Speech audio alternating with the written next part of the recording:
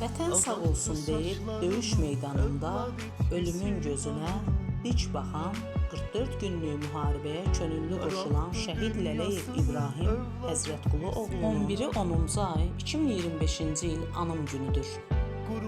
Şəhid İbrahimin yaşadığı evində şəhidlərimizin adına ehsan süfrəsi açılacaq.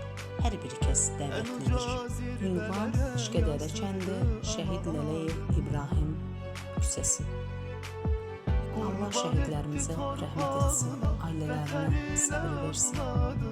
Səsləndirdi İbrahimova Əfsanə Aksesi TV1-in əməkdaşı.